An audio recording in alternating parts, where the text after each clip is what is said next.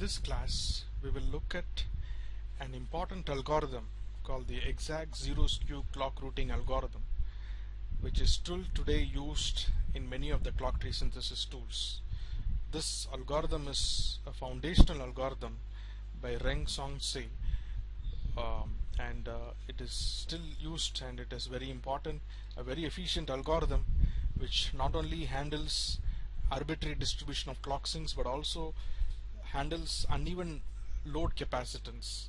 As we will see, the sinks might have different load capacitance, and still it can construct an exact zero skew clock tree. Okay, before we go into the exact zero skew algorithm, we will just do a recap of the Elmore delay. For those of you who missed the last lecture, in a previous lecture I had discussed about the Elmore delay, and I have said that the Elmore delay is always defined from the source to a particular node in the clock tree, and it is the sum of the summation over the entire nodes in the network, R into C, where C is the capacitance at a node and R is the effective resistance, which is the resistance in common from the path in the path from the source to the node to a node in common with the source to the node at which you want to find the Elmore delay. I again illustrate it here. If you want to find the Elmore delay at the node V, it is the summation of the following RC terms, where we start with this node Cu into the resistance, effective resistance. What is the effective resistance? Is the resistance from source to the node U in common with source to the node V, because node V is the node at which you want to find the Elmore delay. So Cu into Ru plus Cv, of course this is the node at which you want to find the Elmore delay, and it is so it is Ru plus Rv. Let me explain it for Cx. Cx is the capacitance here, so Cx into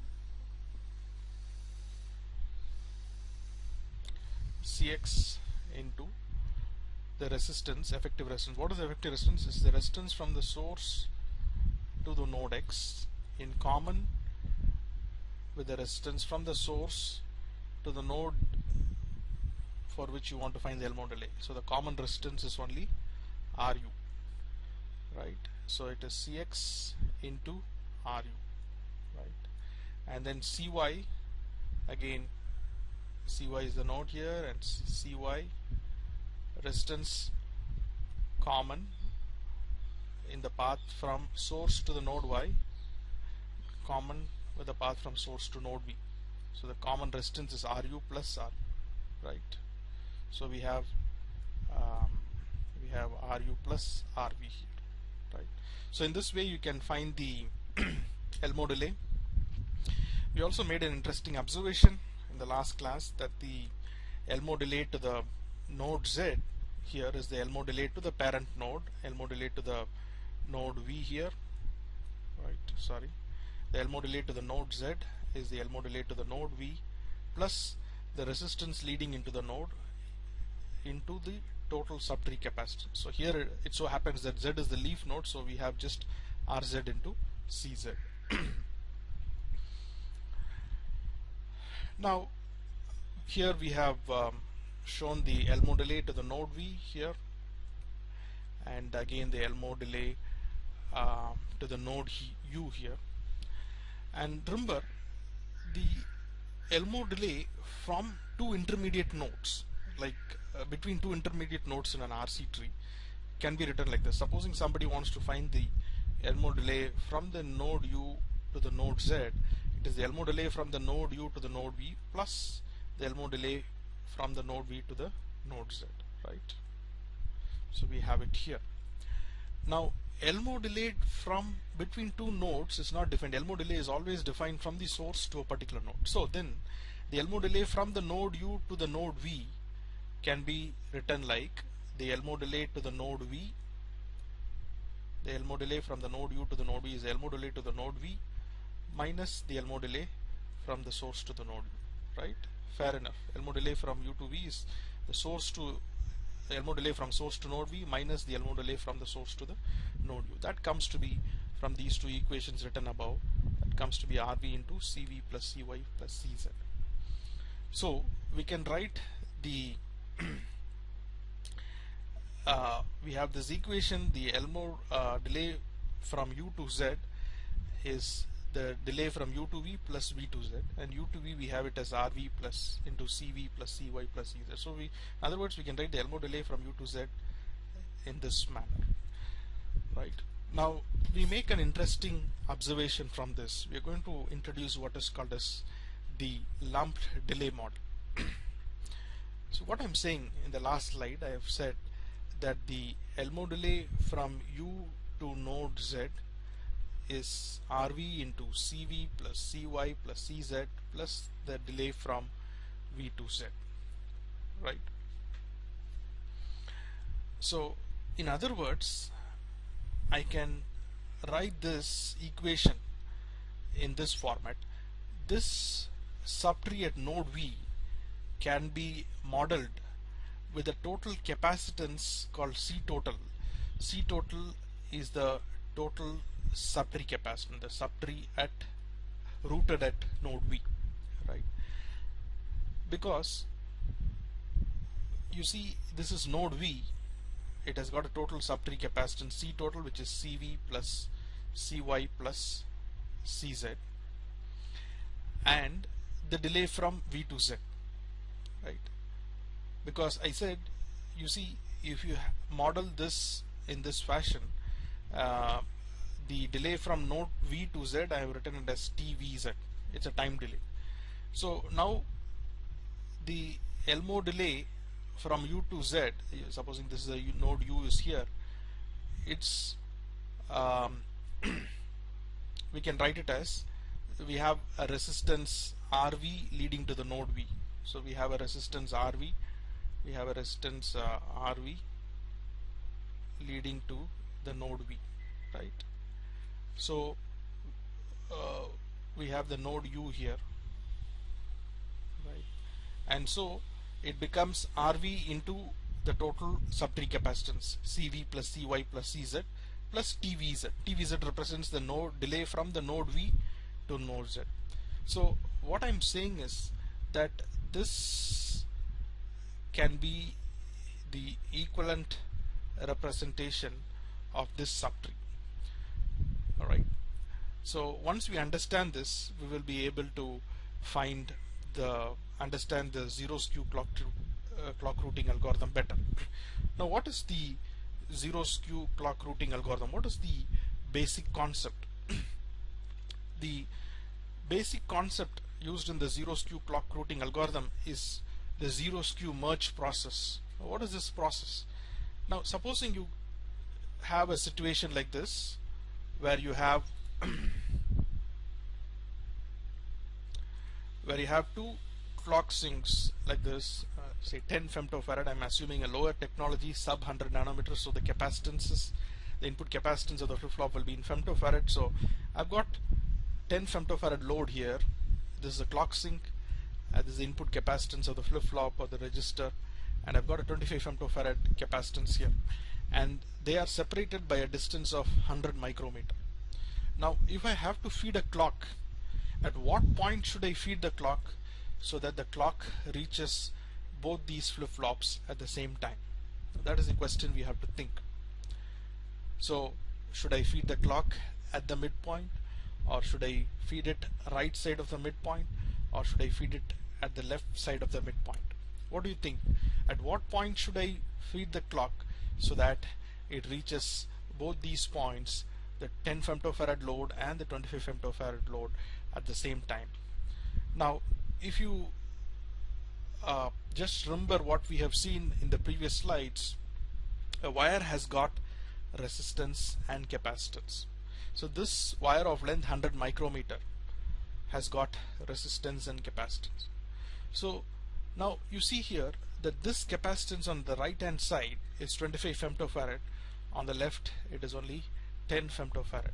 So if I have to balance the delay, when I think about a point at which to feed the clock so that the clock reaches both the sinks at the same time, I'm essentially thinking of balancing the RC delay at both the legs, right? So because this is already a higher capacitance, then if I have to balance the delay, then I should have less capacitance in this path than this path. So it is right, it will be better if I feed the clock at this point, right side of the midpoint. In fact, if I feed it at some point in this region between the midpoint and this region, I have to find a point at which if we can feed it at some point, we will find that it will reach both the flip-flops at the same time.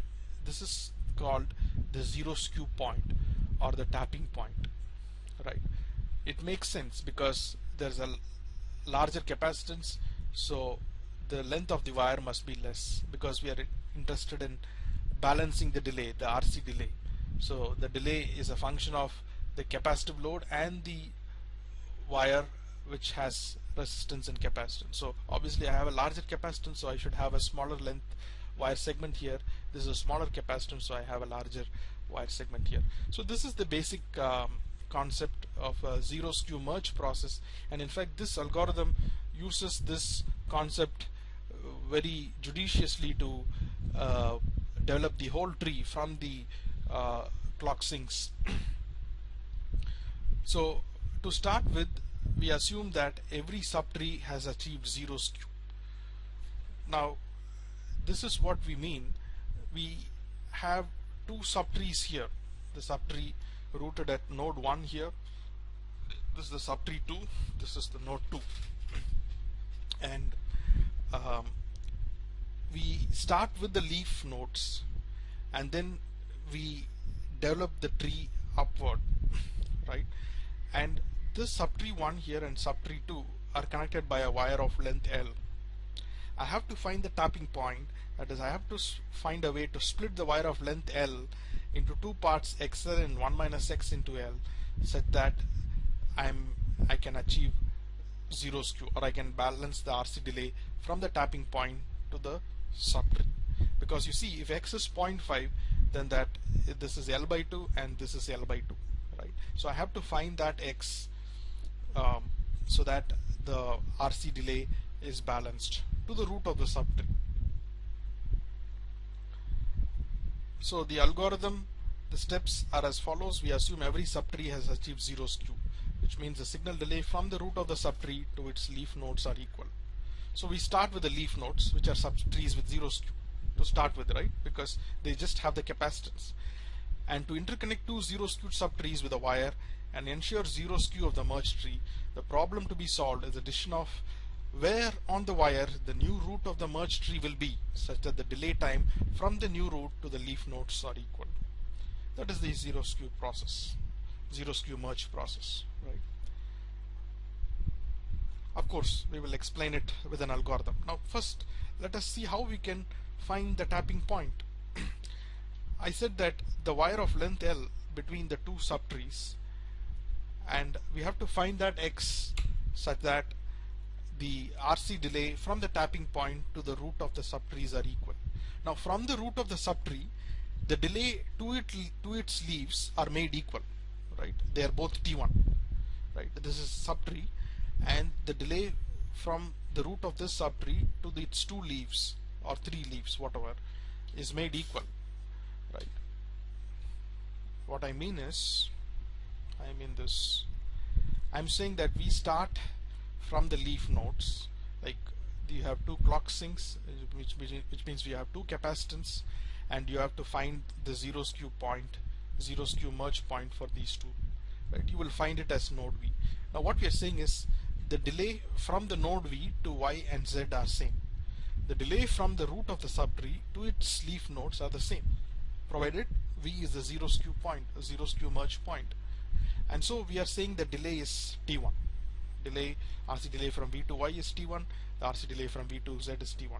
Now I may have another subtree here. Now I have to find the zero skew merge point for the subtree rooted at node V and another subtree here. So I develop it in this fashion. So at every stage, if I make the delay from the root of the subtree to its leaf node equal, then I can develop a zero skew clock tree.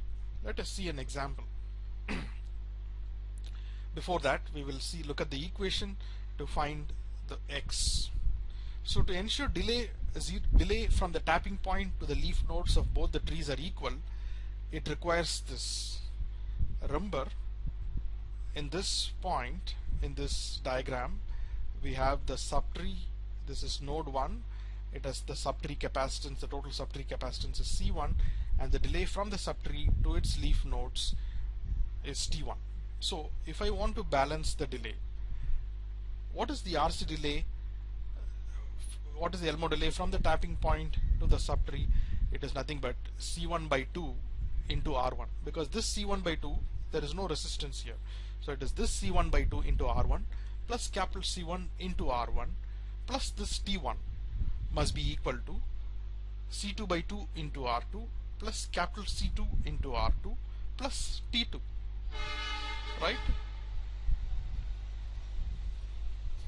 That is essentially the thing we want to balance the delay. So I have said C1 by 2 plus capital C1 into R1 plus T1 must be equal to C2 by 2 plus capital C2 into R2 plus T2.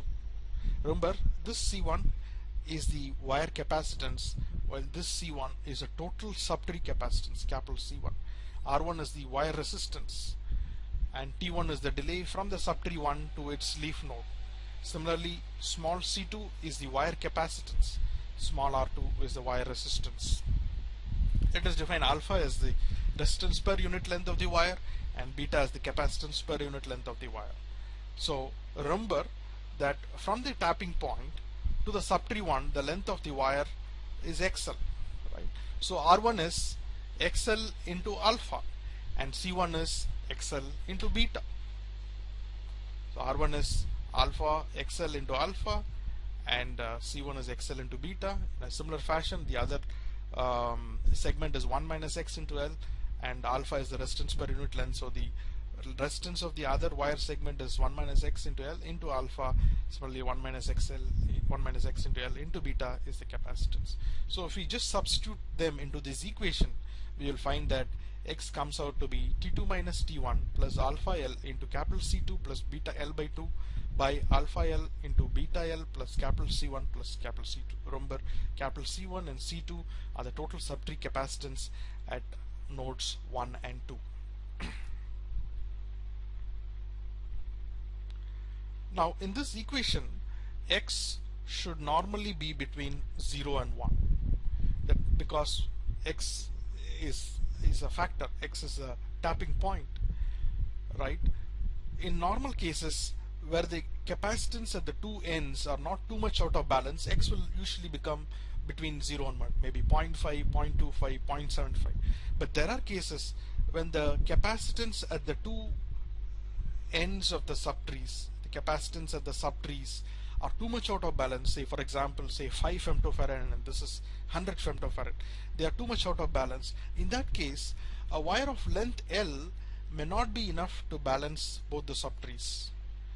So when that is the case, you will find that X becomes either lesser than 0 or X becomes greater than 1. So when X is lesser than 0, for this case the tapping point has to be exactly at the root of the subtree in order to minimize the total interconnect length. So what we are saying is that when they are too much out of balance, we have to add some extra wire to balance the delay, and that process we call snaking. So we add some extra wire of length L dash between the two wire segments whose normal length was L. We add some extra wire to balance because they are too much out of balance.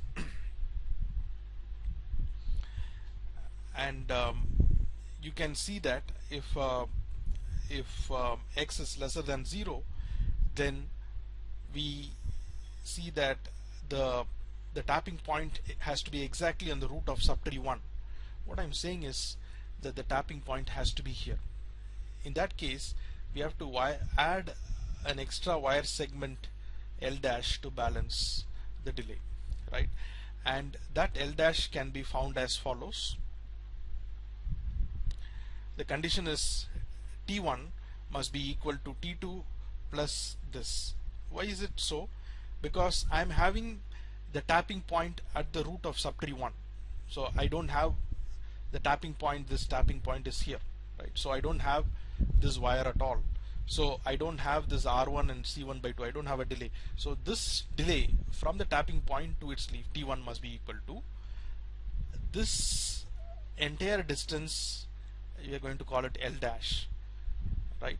So we are going to say like this: T1 must be equal to alpha L dash into capital C2 plus beta L dash by 2, right? And so if you solve this, you will get this equation. Okay, let's see a practical example. This will make the things more clear. So I'm considering 4 clock sinks here. Clock sink A having a load of 16 farad. Remember, I'm just taking an example. I'm not saying it is in which process technology, so I'm just saying it in farads. In a real case, when you have in sub 100 nanometer, the capacitive load will be in femtofarads, but this is just an example to illustrate it. So here I have clock sink B at having a load of 10 farad, and then clock sink C having a load of capacitive load of 1 farad, and clock sink D having 2 farad. Now the problem at hand is, where would you feed the clock so that the clock reaches all the sinks A, B, C and D at the same time? Remember, we are not only having arbitrary distribution of clock sinks, they are not arranged in a symmetric fashion, but the load also differs. You have 16 farad load, here 10 farad, right, 2 farad and 1 farad. In fact, this will be the case in a practical design, because we have different registers, different types of flip-flops. Even some designs have even different types of flip-flops, not a single flip-flop. You may have a dual edge triggered flip-flop, you may have a normal flip-flop, you may have a low power flip-flop, you may have registers, latches. So we're going to have different capacitive load. And how do we feed the clock so that it reaches all the sinks at the same time? That is the problem at hand. Now to solve this problem, we are going to form 2 pairs of these 4 points. We're going to form a pair between A and B, and we're going to form a pair between C and D. We're going to use the zero-skew-merge process to find a tapping point for the nodes A and B, right? We'll find a tapping point, and then we will find a zero-skew point or the tapping point for the node C and D, and then we'll have to find a tapping point for these 2 tapping points, right? That is the whole process. So in that way, we will be able to build a clock tree which has got zero skew. Now let us first start with points A and B, right? So we have the point A here, we have the point B here. I'm calling the point B as subtree 1 and point A as subtree 1. You could choose whatever you want. You can choose the other way too. And let me assume some values for alpha. The resistance per unit length is 0.1 ohm, and beta is the capacitance per unit length is 0.2 farad. Now if you look at this, the points A and B, this is 8, 0 and this is 22, 0, right? So you have in the x-axis you have a distance of you have on the y-axis, let me start with 1, 2, 3, 4, 5, 6 plus you have, I think, 14 here on this way. So the total length between A and B is 20 units. You can measure it, and you can use this formula to find the zero skew point. Remember, we are starting with the leaf nodes, right? We are starting with A and B, which are not subtrees in themselves. They are only a single capacitance. So when you start with T1 and T2 are 0, because remember, T1 is the delay from the root of the subtree to its leaf nodes, right? And T2 is the delay from the root of subtree 2 to its leaf nodes. But I don't have any leaf node. I'm starting with the leaf node. So T1 and T2 are 0 to start with. So alpha is the resistance per unit length and beta is the capacitance per unit length. So if you use this formula to start with T1 and T2 are 0, you have alpha, you have the length between them 20, you have the capacitive load C2 is the capacitance at subtree 2, that is 16 farad, and beta L, alpha L, beta L, capital C1, capacitance of subtree 1, that is 10 farad. So if you substitute all this, you will get X as 0.6. Okay, so if X is 0.6, we are saying XL is the distance from the tapping point to subtree 1, and 1 minus X into L is the distance from the tapping point to subtree 2, right? So the distance from the tapping point to the subtree 1, that is node B, is XL, and X is 0.6 and L is 20, so this is 12 units, and similarly the remaining distance 8 units is the distance from the tapping point to the subtree 2. So the tapping point for A and B must be at a distance of 8 units from B. So from B, distance of 8 units from subtree 2, that is node A, so it is 1, 2, 3, 4, 5, 6, 7, 8. So this will be the tapping point, right? And if I feed the clock here, the delay from the tapping point, that is E to node A and to node B, will be the same. So here I have it. So the tapping point for A and B, it's point E, and the delay from E to A is the same as the delay from E to B. Now you can verify this. We should also calculate that. Here I have the tapping point for point A and B, and what is the delay from the point E to the node B, right? Let us call it T1. What is T1? T1 is nothing but this wire's resistance. This wire can be represented as a wire having resistance R1 and capacitance C1. But when we do a pi modeling of the wire, there is a C1 by 2 and a C1 by 2 at the both ends. So what you will have as the delay, RC delay, is nothing but C1 by 2 into this R1 plus capital C1 into R1. Exactly the manner in which we find the delay here, right? The delay from the tapping point to the root is nothing but C1 by 2 into R1 plus capital C1 into R1. That's the same thing I'm doing here. So it is C1 by 2 into R1 plus capital C1 into R1, essentially is R1 into C1 by 2 plus capital C1, where C1 R1 is the resistance of the wire of length XL, so it's XL into alpha is the unit resistance, and similarly is XL into beta, and so you will get T1 as 13.44 units. I'm not saying with seconds or microseconds or nanoseconds, let us just call it unit, where this is because we have got alpha as the resistance per unit length, where this is 1 unit length, right? Now you can verify that the RC delay from this tapping point to the node A is also the same value, because E is the tapping point, or in other words, E is the zero skew point. It's the point at which if I feed the clock, it reaches A and B at the same time. It reaches, in this case, clock reaches, if I feed a clock at node E, it reaches A and B after 13.44 units. Okay, now we have to find in the same manner the zero skew point for points C and D. So let us call the point C as subtree 1, and let's call the point D as subtree 2, and they've got a capacitance of 1 farad and 2 farad, and you have a length, the length between them is 10 units. You can verify it, and you can use the same formula to find X. Again, T1 and T2 are 0 because to start with they are leaf nodes. C and D are leaf nodes. So you will find X as 0.6, and so the distance from the tapping point to the subtree 1 is nothing but sorry, this is node subtree 1 is node C here, this is node C, and this is node D.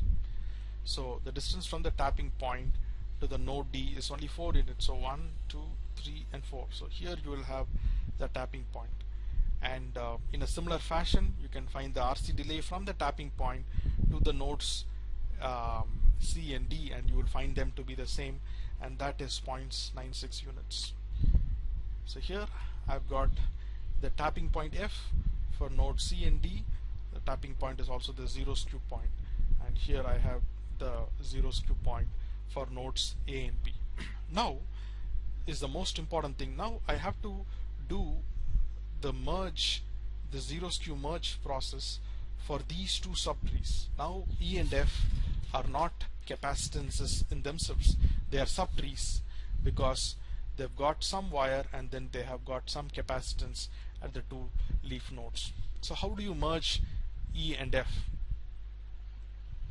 So let us call the node at E, the subtree 1 to be node E and F to be subtree 2. The actual distance between node and E and F, you can measure it as only 10 units. So how do you calculate the total capacitance at subtree E? The total capacitance at E is the capacitance at the leaf node A, 16 farad, plus the capacitance at leaf node B, 10 farad, plus the total wire capacitance, the total wire connecting A and B, whatever it is, its capacitance. That is the total capacitance at node E. Similarly, we should find the capacitance, total capacitance at node F as the capacitance at node C, plus the capacitance at node D, plus the total wire capacitance. That will be the total capacitance here. And we have got a delay T1 from the node E to its leaf nodes, and we have got the delay T2 from the node F to its leaf nodes. So I have written them here, the capacitance, total capacitance at E, total capacitance at F, and we've got T1 as 13.44 and T2 as 0.96. Now if you see that capacitance at nodes E and F are kind of out of balance. Remember, the length of the wire available between them is only 10 units, right? The length of the wire, the rectilinear distance between E and F is only 10 units. But they are too much out of balance. This is 30 farad here and there is only 5 farad here. So we will not be able to find the zero skew point between them, between this E and F in the 10 units between them, because you see this is 30 farad here and there's only 5 farad here. So if you want to balance them, then I have to add more capacitance here. How would I add capacitance? I add capacitance by adding more wire here, but the available distance is only 10 units. So in this case we will find that we will have to add some extra wire called wire snaking. So if you find the X, the tapping point for these two subtrees using the formula which we have seen before, X is, you remember, X is T2 minus T1, X is T2 minus T1 plus alpha L into capital C2 plus beta L by 2. If you use this formula to find the tapping points for E and F, you will find X to be minus 0.175. That's because nodes E and F are heavily unbalanced. So what we are saying is that we have to make the tapping point as the root of subtree 1, that is node E, and you elongate the wire. So we use again the formula for X lesser than 0. We have seen it here. You use this formula, X lesser than 0, you find this, use this formula to find L dash, and for this case we will find L dash to be 18.28 units. So what we are saying is, because the original length between E and F is only 10 units, we have to do a wire snaking. In other words, we have to add an extra wire of length 8.28 units between nodes E and F to have the zero skew point. So this is how it's going to look like. So I have the nodes E and F, and I make the subtree 1, the root of the subtree 1 as a zero skew point. And then I have a wire of 18.28 units. So this is only 10 units. So I add 8.28 units more. So I add 1, 2, 3, 4, then maybe 0.28, and then again 4. So it becomes 8.28. And so now if I feed the clock here, it is going to reach all the points A, B, C and D at the same time. So that is the zero skew merge process. This is how we can develop the zero skew tree. So proceeding this way, whatever may be the number of sinks, in a practical case you might have 1000 clock sinks, you find 500 pairs, and then you find the zero skew point for the 500 clock sinks.